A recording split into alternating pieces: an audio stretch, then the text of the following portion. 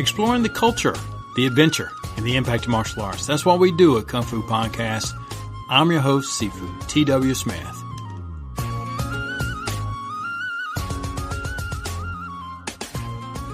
Thank you so much for joining me today in episode number 90. Can you believe it? It's been 90 episodes. And this is part 2 of reconstructing the history of karate. If this is your first time here to Kung Fu Podcast, welcome. Some of the sharpest and finest martial artists in the world listen to this program. They participate in the program by writing in or leaving comments or reviews over on iTunes at any one of the iTunes, and I think there's 5 or 6 of them spread out throughout the world, or by leaving comments on Twitter or Facebook. During this past week, I heard a gentleman named Sebastian Junger, who's an author. He's also a war reporter, or was a war reporter. I think he's retired now. He was doing an interview with Mr. Tim Ferriss. But during the interview, he made a statement that I felt like it really resonates here at Kung Fu Podcast, and that's why I put it up on our Facebook and Twitter account. He said, quote, "You should never solve a research problem with language," end quote. And I really feel like that is something I'd like to make sure that we do here, is that when we're looking at research and trying to find out what things we know and what things we don't, and what things we can just point to and say that's just part of the oral tradition. Nothing wrong with that. It's just we recognize it for what it is. But we're not going to be solving research problems here with language. A listener had written in regarding episode number 87, one of the popular episodes titled Marginalized Communities in Martial Arts. It is also the episode where I listed that Homeland Security and sheriff offices were educating the community in a checklist format specifically regarding martial arts practice. As a reminder, here are a few of the bullets that they have people check off when they're observing whether or not this behavior seems suspicious when it comes to martial arts. Point 1 is that the person has an interest in learning offensive moves in a confined space. Point 2, they have an interest in learning the use of hidden weapons. 3, they have an interest in learning kill and restraint techniques with no occupational need. And then 4, individuals who together are interested in learning group tactics. So here's what the listener wrote me after hearing episode number 87. He says, "I just got done listening to episode 87, and funny enough, I have a story for you. Last year I was talking to a guy at the gym. I've been using the heavy bag for punching drills, and he had complimented me and asked me some technique advice. I was glad to give him a little bit of help and some pointers, and he was a pleasant enough fellow, and I asked him if he was interested in learning martial arts. He informed me that he was, and asked what I was practicing. I listed off the 3 that I take, one of which is Krav Maga. And when I said that, his eyes lit up. He said he was unaware that there was a Krav Maga school in Bloomington, Illinois. Well, I gave him my instructor's name and told him to call him if he had any questions. Later, he calls my instructor and lets him know that he's interested in Krav Maga, and he asked if the other members of his militia could either come by or pay him for private lessons. The instructor just told him to show up and take the lessons with everybody else because he was limited in his time and had a busy schedule. Well, the short of the story is that this militia group shows up in BDU pants and Illinois militia t-shirts. Some of the folks there were offended, and the instructor asked them not to show up there again with a military look about them. So the next time they obliged, and they came in regular workout clothes. The instructor goes ahead and calls the local FBI agency, and the FBI tells them not to worry about them and that they're harmless. But a few months after that, an FBI agent shows up to observe class. The instructor said that the agent was there because he wanted to take lessons and wanted to see what it was all about, but he never returned. Then after hearing Kung Fu Podcast number 87, I wonder if he was in there investigating us. Anyway, that's my story. Best regards, Anthony. Anthony, thank you very much for writing in and sharing that story. It is something that we do need to be aware of, both as martial arts instructors and as martial arts practitioners. The next listener, named Mark, wrote in and he says, "First, I would like to thank you for producing the podcast. I always look forward to listening to them as they contain so much interesting content. In the last podcast, you had a question about someone wanting to combine powerlifting with martial arts. I've combined both and have competed in powerlifting for Ireland and currently teach Wing Chun. I mention this to highlight that they can be combined. Kindest regards, Mark Lane. Thank you, Mark, for writing in and sharing your experience. The last listener's email I'm going to share with you today got me pretty emotional the day it came in. And he writes, "Hi, Sifu. I have just finished listening to all of your podcasts, and I was blown away by the wealth of information that you've made available, and also respect the time and effort you have put into gathering and presenting the information in a way that allows others to absorb and learn about the martial arts. I myself study karate, Shotokan. However, I have always had an interest in all the different arts that are out there. I was just watching a show on the Shaolin monks and wanted to learn about Kung Fu, and your podcast was actually the first podcast I have ever listened to. I feel so blessed to have found your podcast, as I've been suffering from a deep depression, and your podcasts have given me something to look forward to. So thank you. You have given me a reason to live." And I'm not going to share his name. This email reminded me of how important martial arts can be to many different people for many different reasons. So regardless of what type of style you practice or where you practice, be aware that the self-discipline, the attitude, and the effort and energy that you put in your work and your craft can make a difference not only for you, but other people that are observing what you do. Then this past week on our Twitter account and our Facebook account, I put up an announcement that the website was going through a major overhaul. And if you haven't seen it yet, you can go by there, but be prepared that there's going to be quite a few link errors as I'm cleaning it all up. I had to basically burn it down to the ground because it was not going to serve the needs that you all have expressed that you wanted. I've been putting in a few hours every day to rebuild the website, and for the first time in my life, I've actually considered asking for help in putting together the updated website. One of the things that's going to be coming up on the website, and I'm going to mention here, is that Mr. Chris Wilder, who we've mentioned a few times here on the podcast, has offered to provide a free autograph issue of his book, The Way of Kata. I haven't decided what kind of contest yet we're going to have to win the free autograph book, but as soon as I do, I'll let you know, and it'll be on the website as well. Now let's move into the meat of the program. And in case you missed it, I suggest you go back to number 89. But right now, I'm just going to summarize some of the things that we cover there. At the very end of episode number 89, we were looking at the two story versions of the Chinese influence of Okinawan Tuide during the early 18th century, which later gets better known as karate. In particular, we were looking at the historical figure named Sokagawa and how he acquired the Chinese hand combat skills called Chuan Fa. One account says that he went into China in around 1724 and they thought he was lost because he wasn't heard from for years. The other says that he had a Chinese teacher who was referred to as Kushanku, and Kushanku had arrived in Okinawa around 1760. Well, irregardless of which story you want to pick to share or to listen to, it was timely, because in 1699 there was a total ban placed on all weapons. It provided a spark for those folks to become very proficient in hand combat skills.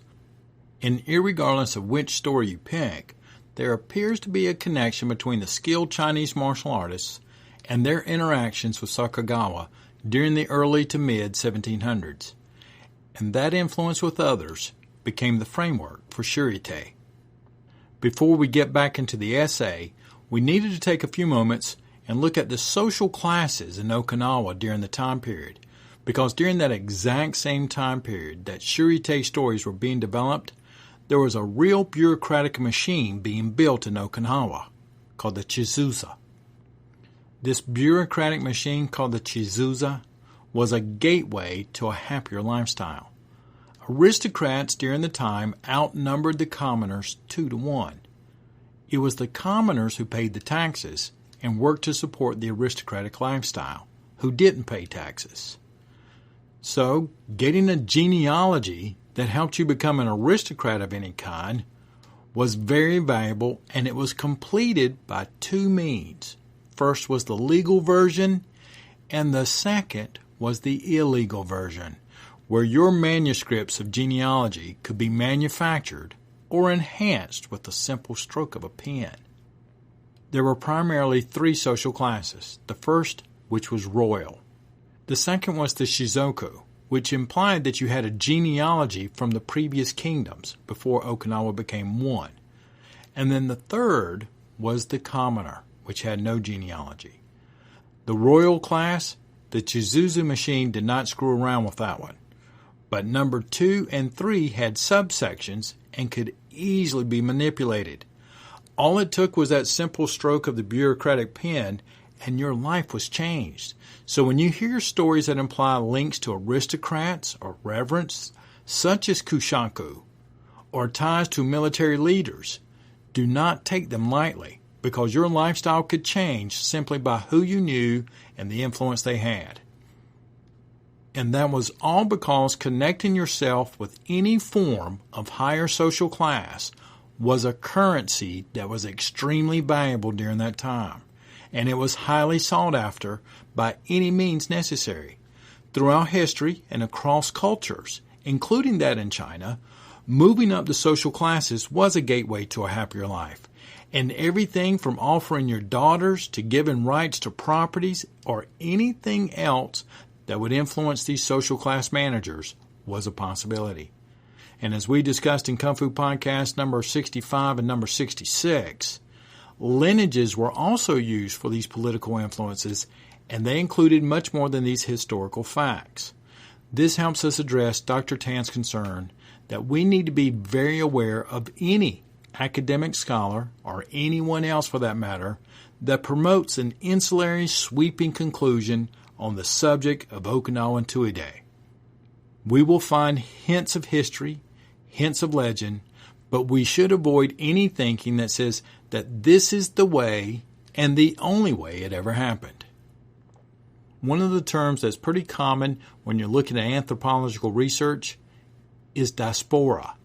And diaspora basically means a migration of culture. So, for example, when you have a large group of people that move from one place to another place, they not only physically move with their belongings, they also bring their culture with them. And this is called a diaspora. With that understanding, let's pick up the essay. We're going to be in the mid-1700s. Sakugawa has just become recognized as a skilled hand-to-hand combat practitioner, and Shirite is becoming the first style of Okinawan martial arts that is being recognized in a larger regional manner. Dr. Tan writes, following the developments of banning weapons and Sakugawa gaining martial skills, a conjuncture between the diaspora of martial knowledge from China and localized forms of martial practice in response to the conditions of its historical epoch were most likely the antecedents of Okinawan Tuide and its later manifestations. We must remember that it is extremely difficult and naive for any definitive description of any so-called intricate development of karate with regard to any specific Okinawan or Chinese origins. There is not enough textual evidence or information for such claims in the first place. And if you read a piece of contemporary literature that attempts to do so, you should really treat it with caution. Dr. Tan has another side reference here, and he says here this certainly includes Patrick McCarthy's postulations about the technical origins of karate. In the next paragraph, the term bricolage is going to be used. Bricolage means that you create something from a diverse range of available things. For example, putting together a novel from a bricolage of ideas and concepts, or collage from a box full of pictures. You build what you can from what you have. Now back to the essay. Similar to anthropological understandings of the concepts of culture, karate is better seen as the result of a bricolage of martial sources with no clearly dominant predecessor. Neither has it been a static or unreflexive cultural form suspended in time. The emergence of Shirite, however, was certainly not an exceptional occurrence of its sorts on Okinawa, although it may probably have been one of the oldest with a distinct local identity. So according to Dr. Tan, the Okinawan martial art was built by the people based on what was around them. And if one piece of it was Chinese Chuan Fa, great. But there was no dominant influence. And neither was this development static. So through the course of time, this kept evolving. There were also most likely other versions of Okinawan martial arts that were older than Shuri-te. But it was Shuri-te that set a standard for having a local identity. By the 19th century, there were three major forms of fiercely competitive te. Apart from Shuri-te, two others, known as Naha-te and Tamari-te, had also emerged. Each te was reportedly named after each respective Okinawan town where they were most commonly practiced. According to most accounts, it seems that Tamari-te closely resembled Shuri-te. Naha-te, which only grew in popularity sometime during the late 1800s, and according to researchers such as McCarthy, possessed quite significantly different characteristics. Nevertheless, all three forms of te were to play a major role in the further overall development and creation of the karate that we are more familiar with in contemporary times. Dr. Tan has another side reference here at this point.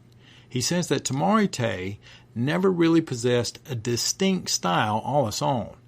It therefore seems possible that it was most likely a sub-variety of Shuri-te. Authors Drager and Smith in 1969, on the other hand, noted that Shuri-te and Naha-te was influenced by external and internal martial systems, respectively, and also claims that Tamari-te possessed elements of both. So we're going to be walking a little bit of a tightrope right now because Dr. Tan's going to make an effort to simplify these three major forms of karate.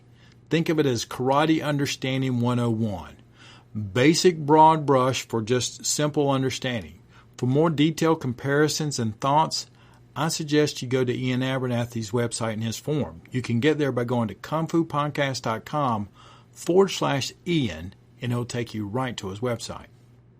So Dr. Tan writes, for the sake of elaboration, but also at the risk of oversimplifying the practical subtleties of each te, it is often believed that Shuri-te possessed a much more linear and physical style of fighting that emphasized power and speed, whereas Naha-te distinctly emphasized more circular and leading movements and was believed to be more defensive by nature. Hence, the two were often portrayed as polar opposites due to their differing emphasis and application. These differing emphases by each te are probably best exemplified in the distinctive kata that were characteristic of each locality. A specific example may be seen in the practice of a set of 5 Shuri-based kata known as Pinan, in comparison with the Naha-based kata known as Sanchin. Another name used by other karate-ryu is Heian, a Japanese rendering of the Okinawan Pinan. The Pinan are believed to have been derived from a more advanced kata known as Kushanku or Kanku. Pinan places greater emphasis on linear physical power, mobility, and speed, whereas Sanchin emphasizes circular training and sinking movements coupled with deep breathing, stability, and the use of open-handed strikes. Shuri-te and Tamari-te during the 18th century were often best represented by individuals such as Matsumura Sokan and Matsumura Kosaku. Funakoshi stated that Matsumura was also taught by the Chinese military attaché, Awa, while another southern Chinese man who had drifted ashore to Okinawa was to have taught the other Matsumura. The Matsumuras were regarded as key figures in the development of early karate and the inheritors of Sakagawa's Tude legacy and other Chinese influences. They were also the teachers of 2 other significant practitioners of Tude that came up in the following generation, and that was Itosu Yatsutsun and Azato Yatsutsun, who became the direct mentors of Gichin Funakoshi, the man that subsequently moved Tuite into Japan and eventually laid the foundations for the spread of karate beyond Okinawa.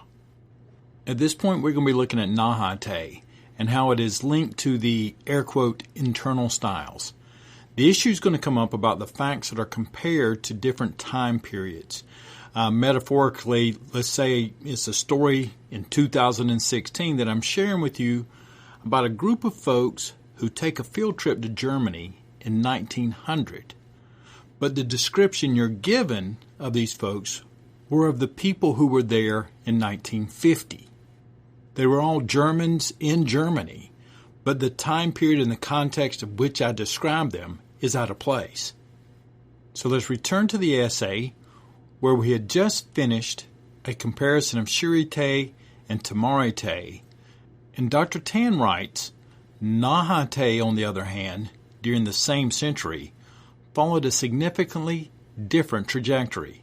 Its development was commonly associated with another individual known as Higashiyone Kanro, 1853 through 1917, whose practice of Tuide was influenced by a branch of the Chinese martial arts, more akin to what had been described as the, air quote, internal martial arts.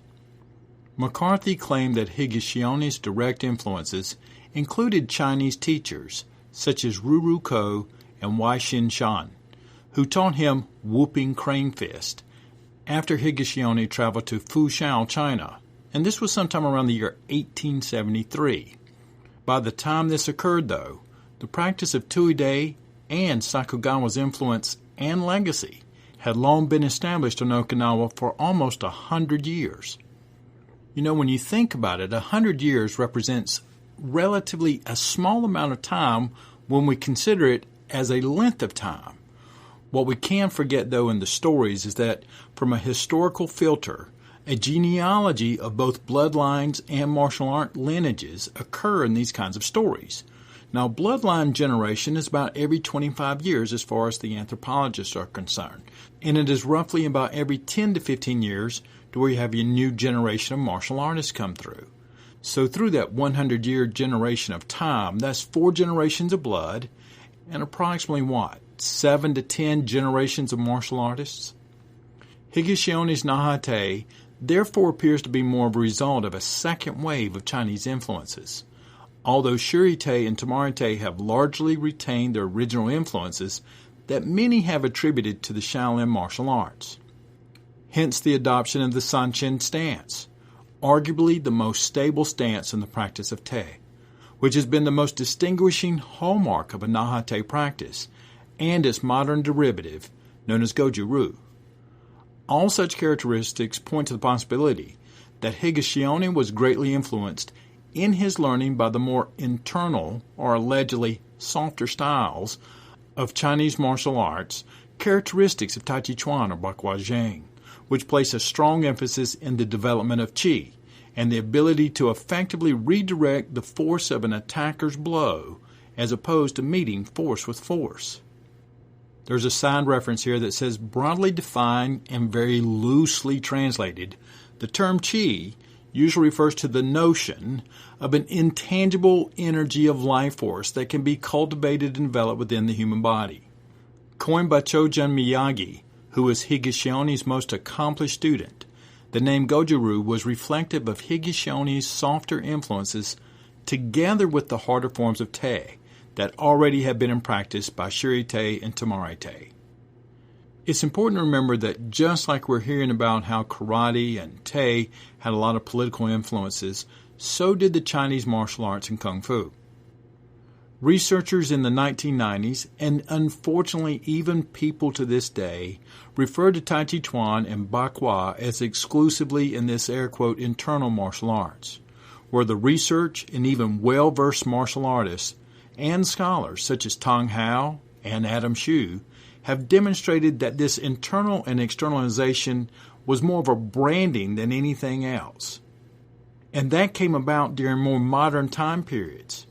And that this pushing that Tai Chi Chuan, Bakwa Zhang, and Xing Yi were internal arts, softer arts, was actually part of a push through the politically backed Guashu Institute to help promote the martial arts as a way for health and take out the martial aspects of it, and it was soaked in an esoteric philosophy for more social acceptance. And we shouldn't be surprised by this. At the Kung Fu Podcast Facebook and Twitter accounts, I actually posted, let me get on my notes here about this recent article, May 18th, 2016, quote, The avowedly atheist Communist Party is promoting worship of the ancient figure as it seeks to bolster its legitimacy and emphasize Chinese blood ties, including with Taiwan, ahead of the inauguration of Beijing skeptic President Tsai Ing-wen. Thousands gathered in the heartland province of Henan, where the Yellow Emperor, described in archaic annals and present-day schoolbooks as the founder of Chinese civilization, is said to have been born 5,000 years ago. End quote. Basically, using legends or myths are not outside the reach to be used as some sort of political force. And that was true back then, it was true way back then, and it is true today. As Dr. Tan continues, we must clarify that he is not attempting to create a false dichotomy regarding the historical and practical developments between Nahate versus Shurite Tamarite. But he says, for despite certain subtle differences in emphasis, their technical evolution have always remained closely entwined with each other in the same way the overall spread of Tuide remains inseparable with the influences of Chinese Chuan by and large. One must emphasize that such definitions are never rigid ones, but rather ideological categories that are simply conceptual tools used as an important reference point for the sake of comparing, contrasting, and analyzing each of the intricacies embedded within them. The use of the terms hard and soft in the internal martial arts are also often vague and ill-defined labels and are never easily distinguishable from each other, nor should they be taken literally in practical application. Much is always dependent upon the individual practitioner's interpretation and application of Te. For the same kind of softness found in Nahate can also be often found in Shurite, Tamarite, and vice versa. And that's the end of this section. And the next section is titled The Emptying of China Hands. Nearing the end of the 19th century, the codification and politicalization of the practice of Te had taken an additional step, moving beyond mere identification with the geographical location where it was practiced, Shuri, Naha, and Tamari. The various Te began to be segregated and delineated via the conception of Ru. The two most prominent forms of Ru that emerged were known as the Shorin-Ru and the Shorei-Ru. Now, Shorin means the exact same thing as Shaolin does in Chinese. Shorin-Ru had presumably emerged from the Te styles that had developed around the districts of Shuri and Tamari, whereas Shorei-Ru stemmed from the Naha locality. With the usage of Ru growing in importance, the older names of Shurite, Tamarite, and Nahate gradually became less common. It was also during this time when it was noted that an alternate reading of the kanji of Tuide began to emerge in Okinawa, which became karate. Such changes were significant in a number of ways, for it seemed to reflect a move toward attempts at institutionalizing and formalizing the practice of Te within a growing awareness and need for organizational structure and complexity. For it seemed to reflect a move towards attempts at institutionalizing and formalizing the practice of Te within a growing awareness and need for organizational structure and complexity. The emerging use of the term Ru was also highly revealing of the impact that Japanese martial arts systems have had on Okinawan martial practices, where a sense of familial identity and lineage pervaded among the various Kenjutsu and Jujitsu Ru that trace their genealogies to pre-modern feudal Japan. This also probably played a part in the growing popularity of the Japanese rendition of the kanji as kara, as opposed to the older reading of Tui. All these developments inevitably ushered the history of Okinawa and its Te traditions toward a new awareness of themselves and their relationship with Japan. It was a relationship that was unbalanced and one-sided in terms of political and cultural authority, with the Okinawan society usually being perceived as marginal to the overall imagining of an emerging Japanese nation-state. A new generation of Te practitioners therefore grew up in the years following annexation, with a social and political experience quite unlike any of their predecessors. Under this new political climate since 1879, when Okinawa officially became regarded as part of Japan, new identities, allegiances, and expectations were inevitably and gradually forged. At the same time, it coexisted in tandem with the pre-existing awareness and sensitivity of a historical legacy that was also never necessarily Japanese at the same time. Framing the history of karate within such a context, the actions of Gichin Funakoshi, who lived 1870 to 1957, played one of the most pivotal roles in reinventing and popularizing the practice of te.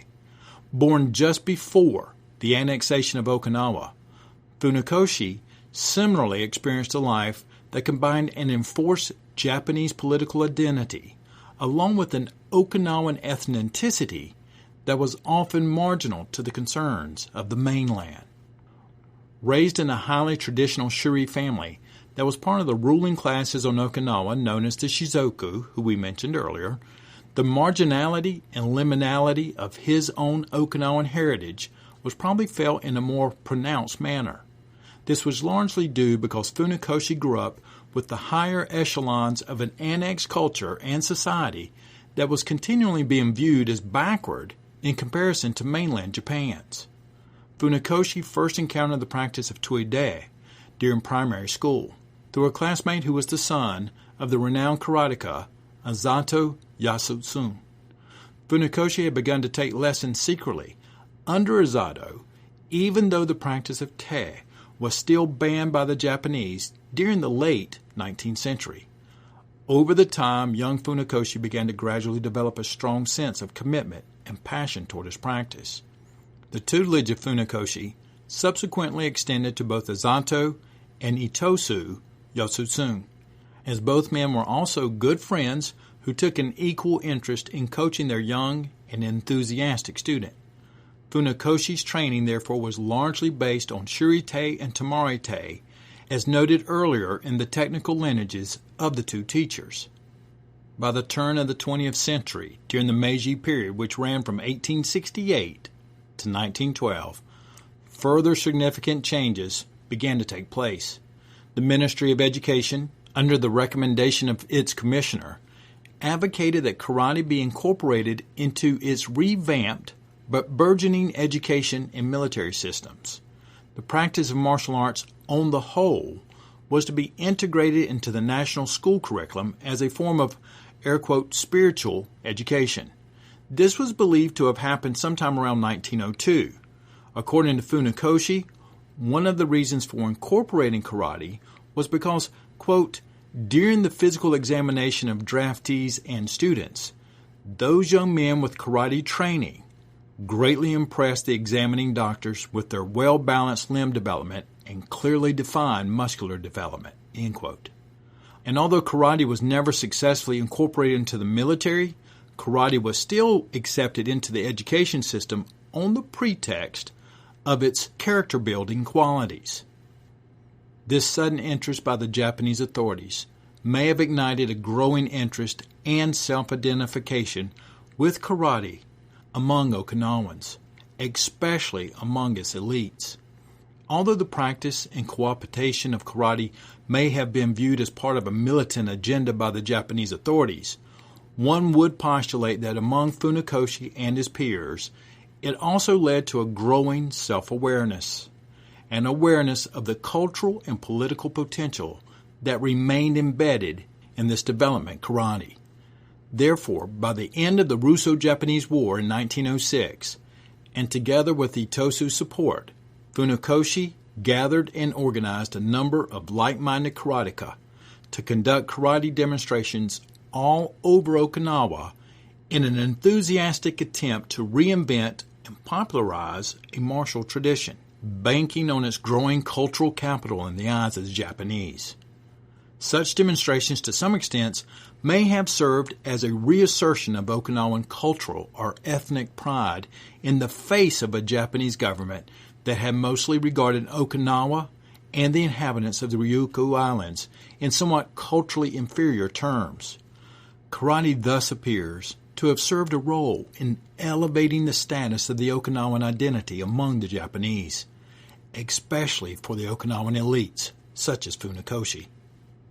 Let me get a little drink of water. Around 1916, representative of Okinawa at the Butokuden in Kyoto.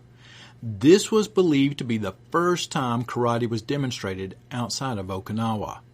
Subsequent demonstrations continued and finally culminated in a live demonstration in front of the then Crown Prince Hirohito at Shuri Castle on March 6, 1921. During the spring of 1922, Funakoshi once more exhibited karate at the first National Athletic Exhibition at Tokyo. Over time, the practice of karate eventually began to entrench itself within several universities, such as Keio, Waseda, Shodai, Takushoku, Chuo, Gakushin, and Hosei. This was a clear indication of its growing integration and acceptance into mainstream Japanese society. It was around 1936 when Funakoshi and his peers advocated and implemented the rewriting of the kanji for karate. The change that was instituted was the removal of one character, which was to be replaced by another character, although this did not entail any change in the actual reading of the kanji, as both were also read as kara. Despite seemingly innocent and politically correct claims of the inappropriateness or inaccuracy of the old kanji, in view of a newfound morality in its practice, the real reasons were obvious. For expansionist sentiments toward China were on the rise, and open hostilities would soon erupt a year later. This change in the writing of karate's kanji was really more of an attempt at disassociating karate from any of its Chinese linkages than anything else. The additions of the suffix do was also at times added, hence creating the name Karate Do, to further emphasize and promote the art as a martial way that possessed para-religious or self-development undertones. This became part of a wave of reinventions of the Japanese martial arts at the turn of the 20th century. Other examples include Judo and Kendo. But what is even less discussed is that this change in the kanji usage was also followed by the creation of even more Japanese-based ryu that virtually discarded the use of the older ryu such as shorin and shorei from Okinawa. This once again appears to be related to deliberate attempts to distance the development of karate from any Chinese sources. The popularized and idealized title of The Way of the Empty Hand also appears to be highly a contemporary 20th century invention. A wider historical outlook would once more reveal just how historically problematic this is. The practice of kobudo, or kubujutsu, as mentioned before, had already existed side by side with the training of TED training for a long time on Okinawa. Political contingency is then seen as a much more accurate explanation rather than mystical or hazy rhetoric used to justify the reinvention and renaming of a martial tradition that needed to reflect its philosophical and character-building qualities.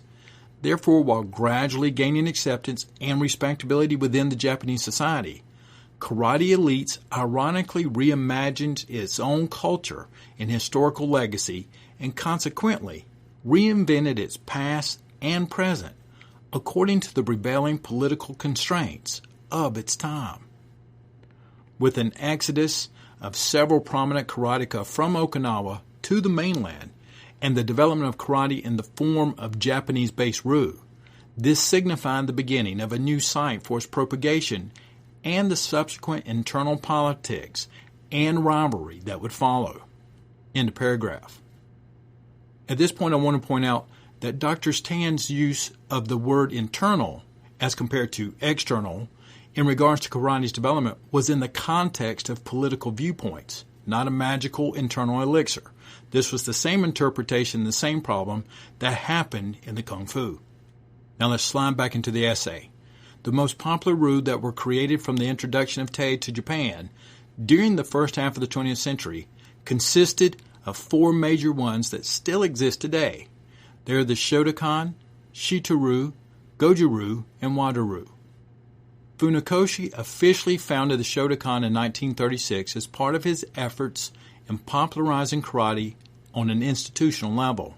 As for the three other styles, Shito-ryu was first named in 1934 and is often portrayed as a blend of Nahate and Shurite, for its founder, Mabuni Kenwa, had been taught by Itosu Yasutsun and Higashiomi. Goju-ryu, on the other hand, is a direct derivative of the Nahate legacy of Higashiomi, and its name was actually first established by Chojun Miyagi in 1930.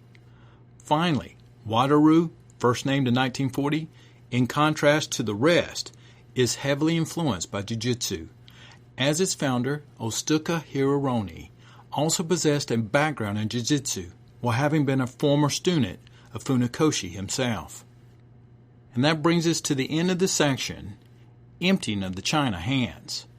The next section is titled Beyond Okinawa, Creating a Martial Tradition. By the end of World War II, which lasted from 1939 to 1945, Okinawa was an island devastated by the ravages of war. The scene of the final major battle of that dark period of human history, the death toll between American and Japanese forces was estimated to be more than a total of 100,000 dead over a 3-month period of intense fighting. Particularly high casualties were among the Japanese and Okinawans, which made up more than 4/5 of this number. What is less well known were the actual number of civilians killed during the fighting, which according to Kerr numbered approximately 47,000. Beginning with Commodore Perry's visit nearly 100 years earlier, this horrific battle between the Japanese and the Americans on Okinawan soil also signaled the beginning of a new era of geopolitical relations. With the end of the war, after Japan's surrender on August 14, 1945, American forces began to occupy Japan, along with one of their other most hard-fought military victories, the island of Okinawa. Initially, a strict ban with regard to the practice of the arts of judo and kendo was imposed, on the assumption that they fostered an ideology of militarism. The future of the martial arts on the whole looked uncertain. It is interesting to note that karate did not suffer the same fate as judo or kendo, and its practice was allowed because it was viewed as something akin to a form of cultural dance, or just purely exercise. The occupying American forces perceived karate as a form of physical education, somewhat linked to Chinese boxing, and thus deemed it harmless by military standards. So let's take a moment. This viewpoint around 1945 by the occupying forces is almost exactly the same reasons that Kublai Khan let the Southern Chinese continue to explore and master wrestling, hand-to-hand combat, and long staff work, because it was not perceived as a threat, physically able to counter the military forces. Dr. Tan says that in regards to karate being spared from the ban, lies in the possible explanation of the relatively marginal status that karate still possessed in comparison to the more, air quote, Japanese martial arts, such as kendo or judo, and the fact that karate was never really incorporated as part of Japan's military training program also helped keep it spared from the ban. Looking back at the events as they unfolded, it was somewhat ironical that the American occupation during the late 1940s was going to play an important role in the growing international popularization of the Japanese martial arts, including karate. By the 1950s, American contact with the Japanese society had led to the creation of a significant cross-cultural dialogue and exchange that still exists today. Since 1945, the United States has continually maintained a significant and controversial military presence on Okinawa. If you would like more details on that, you can go to the podcast titled Lies I've Told About Martial Artists at kungfupodcast.com/87. Another link, other than the U.S. being in Okinawa, a significant base of Okinawan karate practitioners may have settled at Hawaii as a result of migrations during the late 19th century. According to Haynes' writings, well-known karate figures who played a role in bringing the Okinawan art to the U.S. in pre-World War II Hawaii included Yabu Kinsu, Motobu Choki, and Miyagi Chojun. It was not until the official end of the occupation in 1952 before a significant surge of interest in the Oriental martial arts began to emerge, and that was after approximately 7 years of close intercultural contact between these two former bitter opponents of World War II.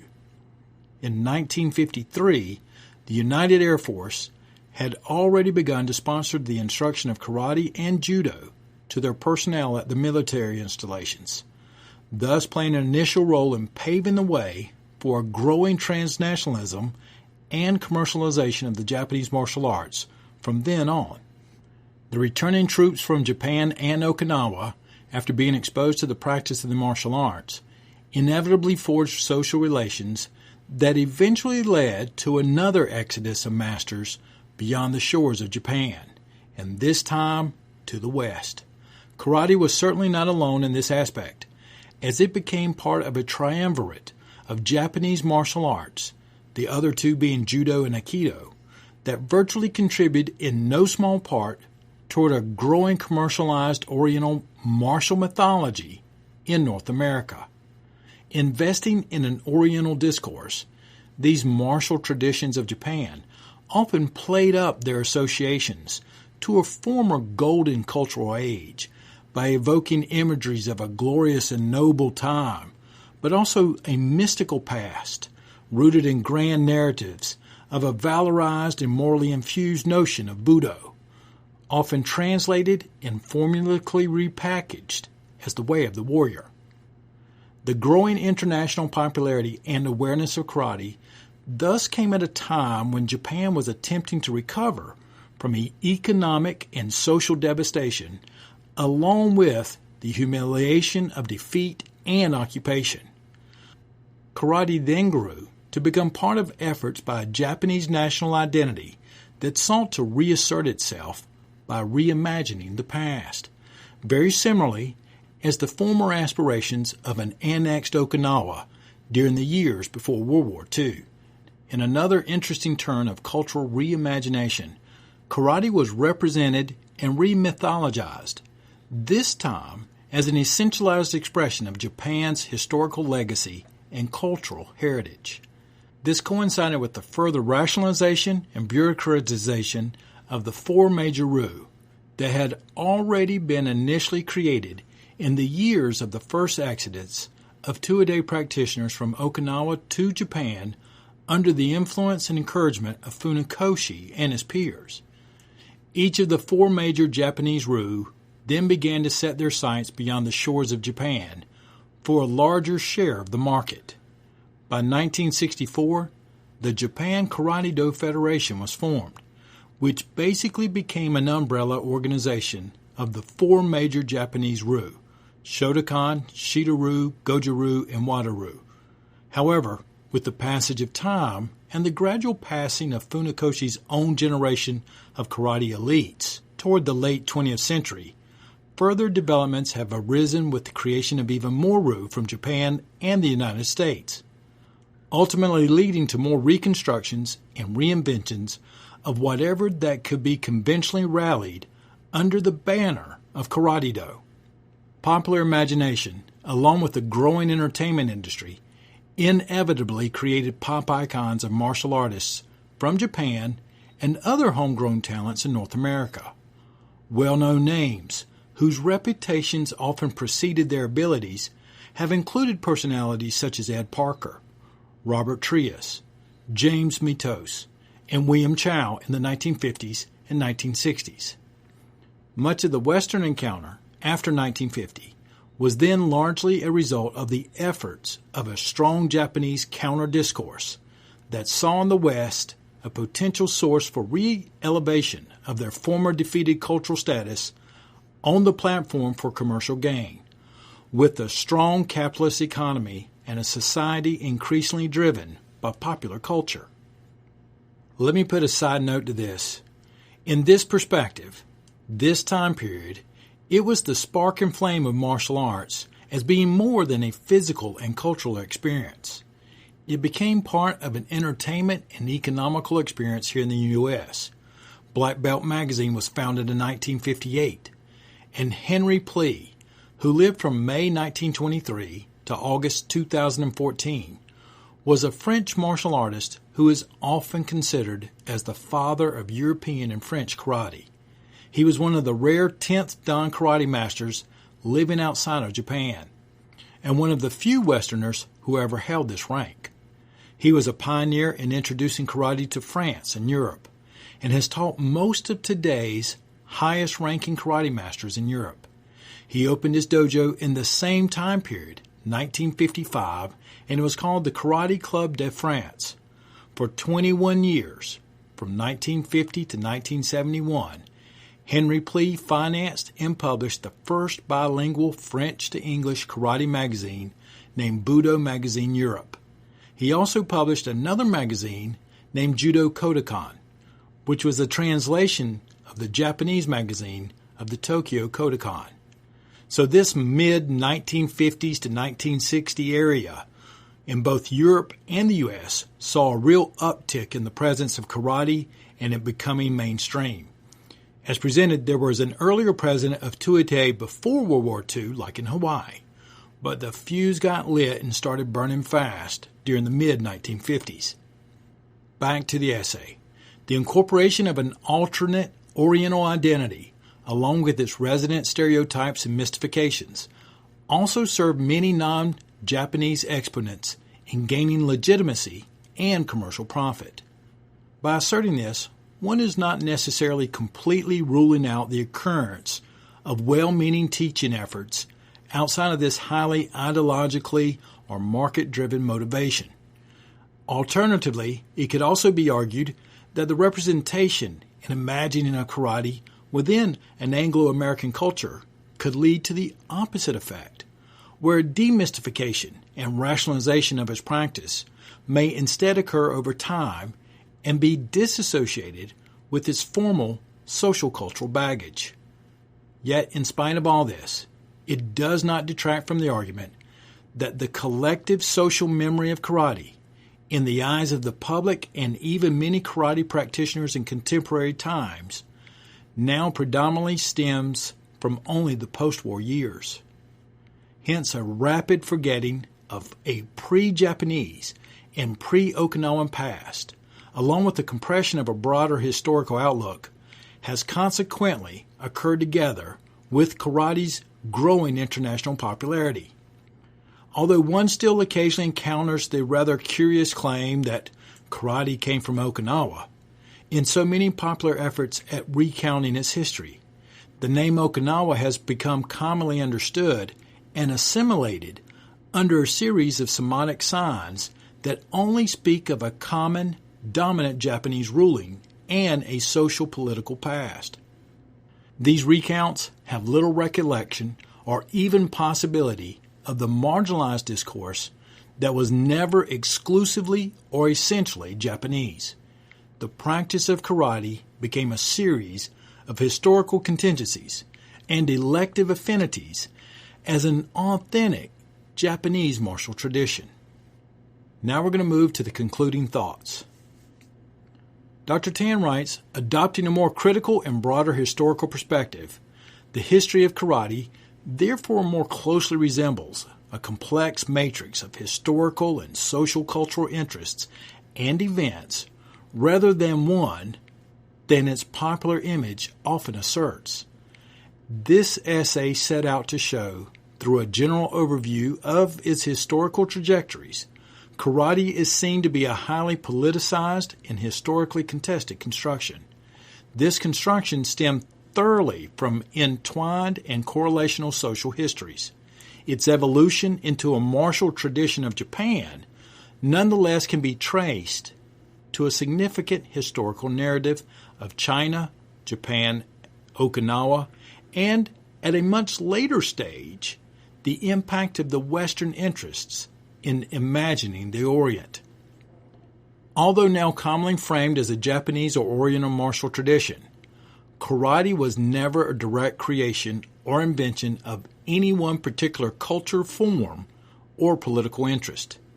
Rephrasing a term coined by the historical anthropologist Salins in 1985, the construction and subsequent reconstructions in light of changing historical and political climates may be described as a, quote, structure of conjunctures, end quote, where the martial tradition of karate is often a dynamic interplay between various cultural logics, as they constantly encounter and reinterpret each other throughout history. The historical fate and future of karate-do then is one that can never be apprehended through a rigid and linear understanding of the process of history-making or any narrow claims to be essentialized as a notion of culture. Therefore, only through the adoption of a multi-stranded and critical approach would one be able to appreciate the fullness of any seemingly empty hands. End of essay. I really hope that you found some value in these podcasts and the reconstruction of karate. I wanted to share a couple of my notes I put together. In fact, you're going to hear the paper rustling around a little bit. One of the things that Dr. Tam reemphasized and restated during this essay is that the origins of karate do not lie exclusively in Japan. And in fact, that many folks who think of karate starting in Okinawa only think about Okinawa as being part of Japan. He argued through the research that the Okinawan martial arts was a bricklage of skills, was the term he used, and it was developed throughout the course of time, which basically meant that you took and created whatever you could to reach your objective from whatever you had around you at that particular time. And as time went by, that would evolve. He also demonstrated that there was cultural influences, economical influences, political influences from China, of course Japan, and there was also the Okinawan influence, just from what they had, from who they were, from where they were. As I finished recording the essay, but before I actually put together the summary here, I was doing a little bit more research, and I found one of the things or one of the points that he was arguing against. This audio I'm getting ready to share with you is from Discovery TV, and it actually states the very thing that Dr. Tam was arguing against. Let me just play it for you. It's about 20 seconds long. Karate. Is it an art of self-defense or a sport based on combat?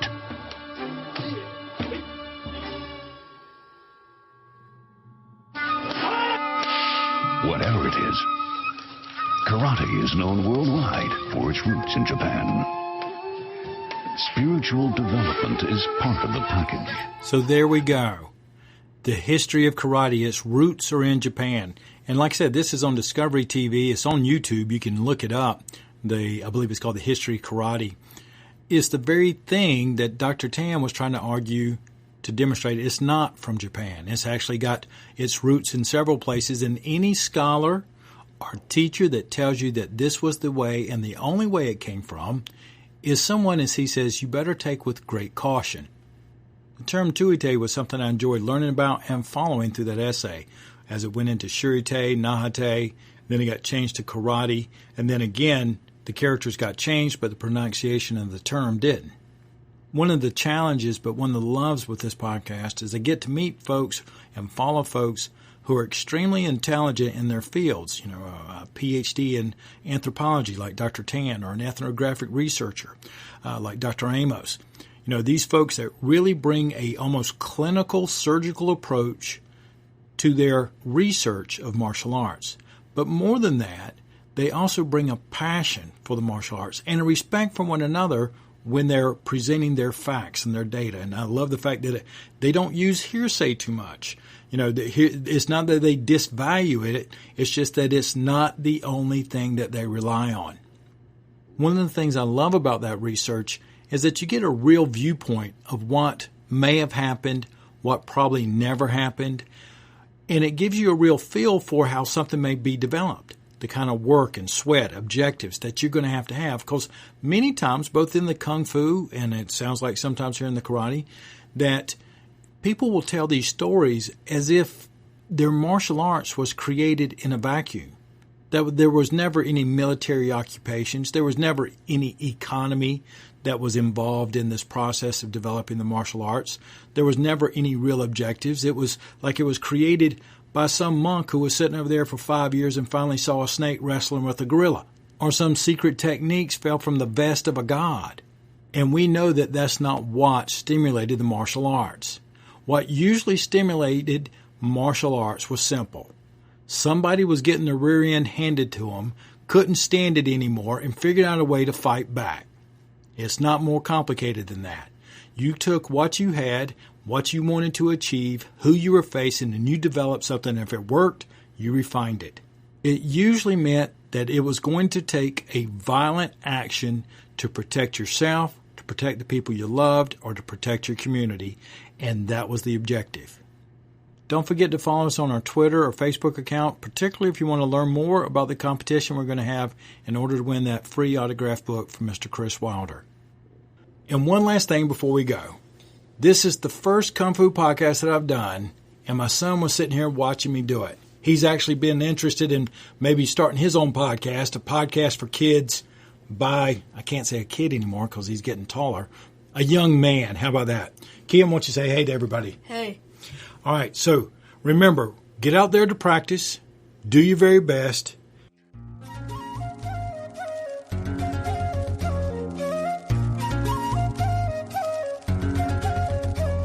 Exploring the culture, the adventure, and the impact of martial arts. Thank you so much for joining me today in episode number 90.